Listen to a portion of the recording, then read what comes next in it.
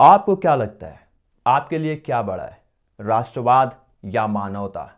अगर आप भी किसी ऐसी सिचुएशन में फंस जाएं जिसमें राष्ट्रवाद और मानवता दोनों को चुनना होगा, तो उन दोनों में से आप किसको चुनेंगे?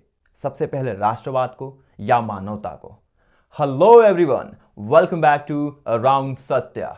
आज मैं आ गया हूं आपके लिए लेकर एक बार फिर से इंटरमीडिएट यानी क्लास 12th का चैप्टर द एनिमी, जिसको लिखा है पॉल एस बक ने।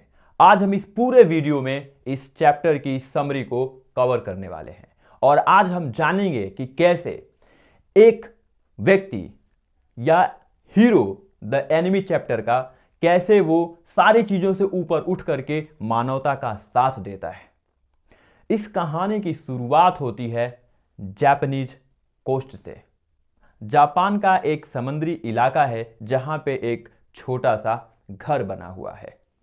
उस घर में रहता है एक छोटा सा बच्चा अपने पिताजी के साथ, और ये वही बच्चा है जो हेल्प करता है एक एनिमी की, यानी सदाओ। सदाओ जब बचपन में अपने पिताजी के साथ रहता था तो उसके पिताजी बड़े गंभीर विचारों वाले, बड़े पुरानी मान्यताओं वाले व्यक्ति थे। वो सदाओ के साथ कभी मजाक नहीं करते थे, हमेशा सीरियस रहते थे। उन्हें खुशी थी इस बात की कि वे अपने पुरानी मान्यताओं को फॉलो करते हैं, उन्हें इस बात का गर्व है। सदाओ के पिता इस बात को जानते थे कि अगर उन्हें अपने बेटे को एक बेहतर जिंदगी देनी है तो उसे एक बेहतर स्कूल में पढ़ने के लिए भेजना होगा। इसलिए वो उसे पढ़ने के लिए अमेरिका भेजते हैं। अमेरिका में जाके सदाओ सर्जन और डॉक्टरी सीखता है, मेडिसिन्स के बारे में सीखता है, और वो इतनी ज़्यादा वहाँ पे मेहनत करता है कि सारी चीज़ों के बारे में जितनी भी कुछ डॉक्टरी में होता है उन सब पे वो महारत हासिल कर लेता है, बेस्ट डॉक्टर बनता है। और वहीं अमेरिका में पढ़ाई करते वक्त वो हना से मिलता है, हना जो आगे चल करके उसकी पत्नी बनती है। लेकिन वो बिना अपने पिता के इजाज़त उससे विवाह नहीं करता है। वो वापस जापान आते हैं और अपने पिता के मर्जी के हिसाब से वो उससे विवाह करता है। अब ये जो सदाओ वापस आ गया है तो वो काम करता है जापानी फौज के लिए। उसके जनरल हैं जिनका नाम है जनरल टाकिमा। वो जानते हैं कि सदाओ एक बेहतर डॉक्टर है और मुझे जब कभी भी कोई दिक्कत होगी तो ये मेरी मदद करेगा। इसलिए जब कभी भी किसी ऑपरेशन के लिए या किसी ट्रूप पर डॉक्टरों को भेजना होता था तो जनरल टाकिमा सदाओ को नहीं भेजते थे, वो सदैव उसे अपने पास रखते थे। और कहानी थोड़ी सी और आगे बढ़ती है। एक बार की बात है, सदाओ और उसकी पत्नी हना दोनों अपने घर में बालकनी पर खड़े होकर के समंदर की तरफ यूं ही देख रहे होते हैं। तो वहां पे वो क्या देखते हैं कि हल्की सी धुंध है और उस धुंध में एक मनुष्य की जैसी आकृति चलती हुई दिखाई देती है। फिर वो आकृति एकदम से लड़खड़ा के गिर जाती है वहीं पर। सदाओ और हना को लगता है कि वो कोई मछुआरा होगा जो मछली पकड़ने गया होगा और चोट लगने की वजह से वहां पे वो गिर गया है। वो दोनों भाग के वहां पे जाते हैं और उसे देखते हैं। उसे जब वो पलटते हैं, उल्टा पुल्टा करके देखते हैं, तो वो पाते हैं कि वो कोई जापानी नहीं बल्कि एक अमेरिकन था, क्योंकि उसकी चमड़ी सफेद थी। जब वो उसकी टोपी हटा के देखते हैं तो वहां पे लिखा है यूएस नेवी, और वो जान जाते हैं ये अमेरिकन वॉर शिप का है व्यक्ति। ये प्रिजनर ऑफ वॉर है, कैदी है, और किसी तरीके से वो भाग निकला है। अब वो दोनों बड़े असमंजस में पड़ जाते हैं कि हमें इसकी मदद करनी चाहिए या नहीं। अगर मदद करते हैं तो देशद्रोही कहलाएंगे, और अगर उसकी मदद नहीं करते हैं तो वो बेचारा वहीं पे दम तोड़ देगा और ये डॉक्टरी के वसूलों के खिलाफ होगा। सदाओ और हना दोनों बहुत कुछ सोचने के बाद उसे अपने घर में ले आते हैं। उस कमरे में लेके जाते हैं जहां पे उसके फादर रहा करते थे। उसको वहां पे वो रखते हैं। जब सदाओ उस मरीज का इलाज कर रहा होता है, जिसका बहुत ज्यादा ब्लड बाहर निकल रहा होता है, तो हना कहती है देखो ये तुम मत करो, मैं अभी नौकरानी यूमी को बुलाती हूँ, वो साफ कर देगी। जब वो नौकरानी यूमी को बुलाती है तो वो एकदम से मना कर देती है, कहते नहीं मैं ये नहीं करूंगी। और सारे नौकर, घर के जितने भी सारे नौकर होते हैं, वो सब इसके खिलाफ हो जाते हैं, क्योंकि उनको पता है कि सदाओ ने ये जो काम किया है वो हम सब के लिए खतरा है। सदाओ तो खतरे में ऑलरेडी फंस चुका है, हम भी फंसेंगे। इसलिए वो सभी लोग मना कर देते हैं और सारे नौकर सदाओ और हना को छोड़ के चले जाते हैं। अब उनमें एक माली होता है, वो भी एक नौकर होता है, वो कहता है कि ये जो प्रिजनर ऑफ वॉर है, ये जो सफेद व्यक्ति है जिसको आप लेके आए हो, इसको प्रकृति ने ऑलरेडी कष्ट दिया है। समंदर प्रकृति है, उसने कष्ट दिया है और वो उसको मारना चाहते थे, लेकिन किसी तरीके से ये बच गया और आप इसको लेके आओ बचाने के लिए। अगर हमने इसे बचाया तो प्रकृति भी हमें इसकी सजा देगी। सदाव किसी की भी बात नहीं सुनता है और वो करता है जो उसे सही लगता है, क्योंकि जब वो डॉक्टरी पढ़ रहा था तो उसे सिखाया गया था कि अगर आपके सामने कोई मरीज है और आपको लगता है कि आप बचा सकते हैं तो वो व्यक्ति या वो मरीज बचना चाहिए, आपकी आंखों के सामने वो मरना नहीं चाहिए।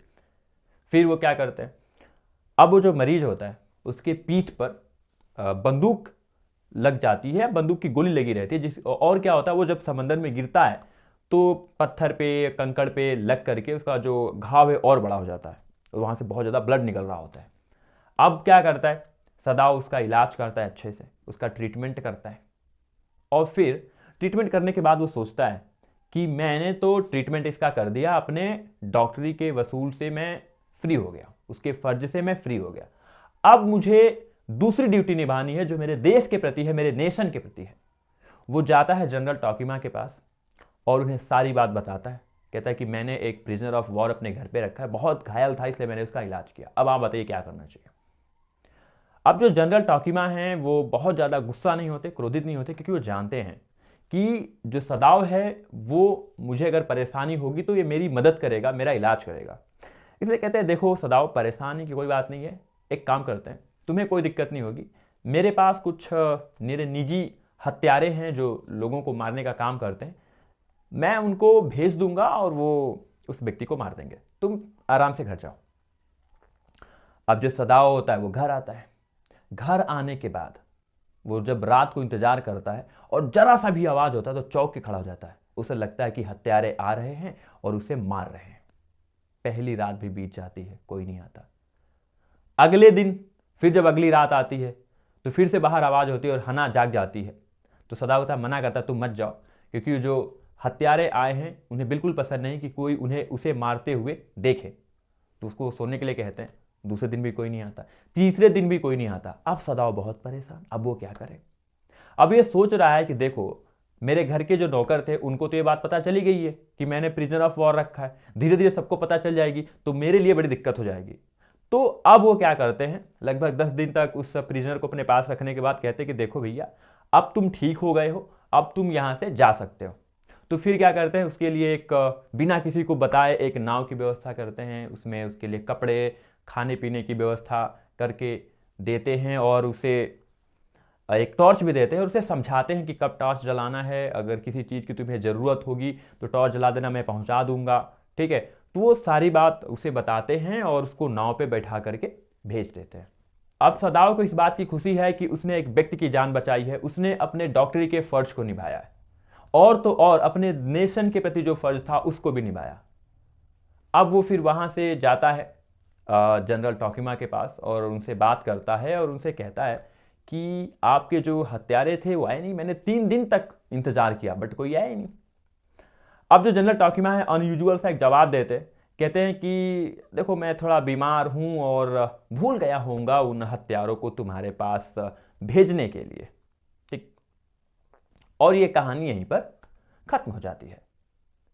तो हमने इस कहानी से क्या सीखा कि जो सदाव है हीरो इस स्टोरी का, वो दोनों काम करता है, दोनों फर्ज निभाता है। पहला फर्ज अपने डॉक्टरी का कि मरीज मरना नहीं चाहिए, दूसरा अपने नेशन का, राष्ट्र का भी, कि वो जाके जनरल को सारी बात बताता है, अपने ऊपर कोई भी अपराध बोध जैसा भाव रहने नहीं देता। वो दोनों कामों को बखूबी निभाता है और आप देखते कि किस तरीके से वो राष्ट्रवाद से ऊपर उठता है और मानवता को प्राथमिकता देता है।